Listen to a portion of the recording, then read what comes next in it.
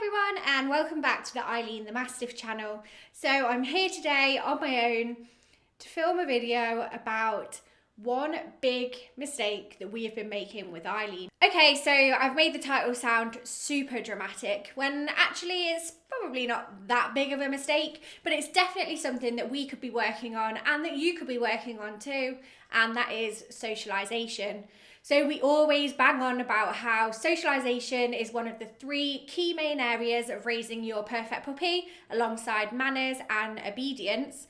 And it's just one of those things that can be a challenge to complete. And sometimes you just don't really know where to start. So with us, we've found that some parts of socialisation have been super easy with Eileen. She is fantastic with other dogs and fantastic with meeting new people. But we need to get better at introducing her to some new environments, new sounds, new sights, busy traffic and all that kind of thing as well. So to combat that, to help, to really just challenge myself, but I thought I might as well challenge you guys as well, I've come up with a 14-day socialisation challenge. So it doesn't matter if your dog is a puppy or an older dog. We can all do this together. You can follow along on Instagram at Eileen the Mastiff, and I'll film daily over there, updates on all the things that we've been doing for socialisation that day, and then you guys can share them too. So you can tag me in them at Eileen the Mastiff and I can share along with everyone. So you're probably wondering what the 14 days are going to entail. I've got a list, it's on my phone, which I know isn't the most professional. It would look much better if I'd memorised this, but I haven't. So we have day one, meet new people.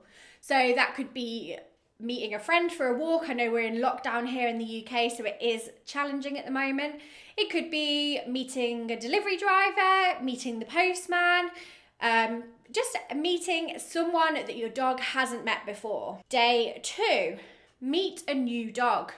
So again, this could be a friend's dog if you're going out for a walk with a friend, or it could just be a dog in the area where you go walking on a park or on a playing field.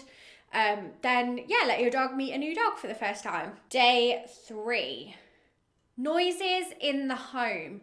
So things like washing machine, tumble dryer, hairdryer, dishwasher, all of those kinds of appliances that actually make quite a loud noise that your puppy, or if you've got an older dog, they've probably heard them, but just make a conscious effort to make sure that you're introducing your dog to the kind of weird noises that these things make. Day four, and some of you might be able to just do this any day anyway, and that is children. So introducing your dog to a child if you can, or if you don't know any children or you're in lockdown and that kind of thing, then you can just go to somewhere where children might be. So children do have like this more specific, higher energy level that dogs seem to pick up on. So it is different to just meeting another person in general, like an adult. So taking them somewhere where that energy level will be raised and getting them used to staying calm in an environment where things might be more exciting, basically. Day five is finding another animal for them to meet for the first time. So that could be sheep, cows, horses, if you've got a cat or a fish, I don't know, any other family pet, or yeah, any animals that you could see out and about, just to introduce your dog to seeing other animals. Remember, if your dog has got like a higher prey drive, then to make sure that they have a good recall before they're let off the lead around animals that could be seen as being prey. Or if you have a pet like a guinea pig or a rabbit, like a smaller pet, then they need to be socialised as soon as possible. So don't wait until what day are we on? Day 5, it needs to be done. Day 1, you bring your puppy home to meet that animal, basically. Day 6 is vehicles. So as many different types of vehicles as you possibly can. Cars, lorries, motorbikes, also like bicycles, people out running. I've had a few messages from people whose dogs just don't like joggers. I mean, yeah, me too. I'm not a jogger, so, but yeah, basically just introducing them to as many different things as you can, things that all vehicles will make a different noise. So you don't want them to be like jumpy or anything. If you're out walking on a busy road, they need to have seen and heard all of those types of things as early as they can. We're halfway through now, so we're at day 7, and that is meeting a new dog whilst your dog is on a lead.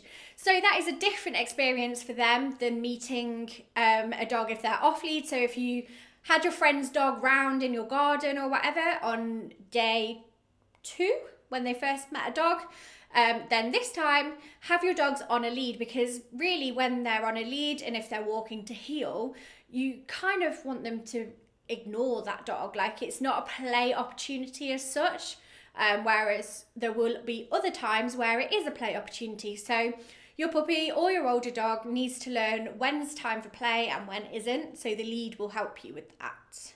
Day 8 is pet-friendly stores. So I know in America, I believe, that a lot of like hardware stores and places like that will allow you to take dogs in. In the UK, it's slightly more difficult than that, but most pet shops will allow you to take your pet into the store. Now, I'm not sure whether we can do or not during lockdown. I'm not sure what the rules are on that at these specific like pet shops. So if you can't do that, then perhaps take your dog with you, or if you've got someone who can go with you, and stand like outside a shop where they can sort of get used to people walking by, and all the different like sights and sounds and smells that would come with that. So if you can, go inside the store. If you can't, wait outside. And day 9 kind of carries on from day 6, where they were looking at different vehicles, and this is to try walking your dog on a busy road or around traffic. So you can start earlier on than this, introducing like quieter roads. I mean, if you live on a busy road, then they're going to have encountered that from day 1. But yeah, intentionally going out and going to different types of roads, different types of environments. Again, we're socialising them to as much as we can, as early as we can. And day 10, again, is quite specific, and that is fireworks. So if it's not New Year or any other occasion where you might have fireworks, then YouTube is your best friend. So that's what we're going to do for Eileen when we get to this day, is we're just going to put on a firework display on YouTube and let her sit and listen to it. So any kind of like loud noises will help when it comes to things like fireworks. But again, we're just trying to think of as many different things that they will encounter in their lives. And unfortunately, fireworks is one of those things that can set off a lot of dogs. So if we can introduce it early, then that's always good. Day 11, and I'm going to be using YouTube as my friend again here, and that is the beach. So if you live near a beach, then take your dog to the beach, let them encounter the sea, let them hear sort of like waves crashing, let them feel the sand on their paws. These are all different like sights and sounds and smells, different textures and things that are all different to puppies and dogs if they've not encountered them before. So in Eileen's case, we don't live near the beach at all, and we're on lockdown, so we can't take her at the moment. So I'm going to put up some YouTube videos. I'm just going to make a bit of a game with it with the boys, to be honest. We can like maybe build some sandcastles and stuff in their sandpit outside, and let Eileen put her feet in the sand as well. And hopefully that'll be as close to a beach as we can get at the moment, but hopefully that'll do the trick, so that when we can then take her to the beach, which hopefully will be as soon as possible, then it won't be a completely new thing for her, and she will have heard some of these sounds on a YouTube video. I'll find one that's got like seagulls and things like that in the background of it, and she'll have felt sand as well, so hopefully she won't be completely freaked out when she hits the sand for the first time. Day 12 is, I'm just checking my phone, running water. So I've had a few messages about this where people have said my dog is totally happy in the rain, they're totally happy going through puddles, but they've got a weird thing about running water.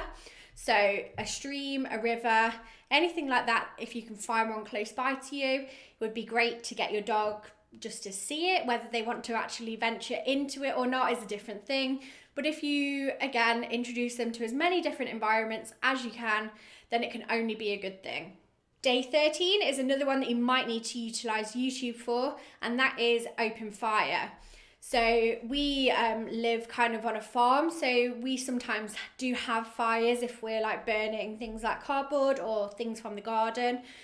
So that is one that we can actually do in person. Obviously, make sure it's supervised and sensible. But if you can't do that, then you've also got the opportunity of looking at it on YouTube, or if you've got like a log burner or whatever inside your house, then obviously it's important that your dog gets used to that too.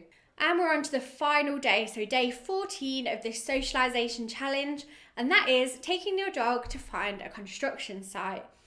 So this is one where there's going to be so many different noises, so many loud bangs, so many people shouting, lots of people around, lots of noise, lots of dust.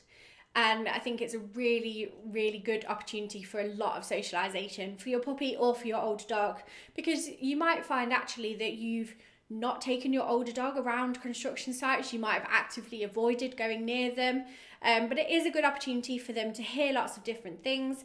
And again, we don't want them to ever really feel anxious or nervous in these situations. So we have done a video on this actually, that perhaps I'll try and link in the description box, where Will talks about what to do if your dog is feeling nervous or anxious in these like socialization settings, and then what you should do to combat that. So Eileen is quite sensitive, but hopefully I've sort of put this at the end of the 14 days so that you're like gradually building it up to the thing that could be possibly the hardest one for them, where there's just going to be like a lot going on. So if you feel like your dog is extra sensitive, you could always spread these 14 days out a little bit more, turn it into a 28-day challenge, and like leave a day in between each one, or to do each thing twice until you feel like your dog is sort of ready to go to day 14. So there you go, a 14-day socialization challenge. Follow along on Instagram as well, and you can see what we've been up to with Eileen over there. And I'll make a follow-up video on here of us completing all 14 days so we can get Eileen super well socialised.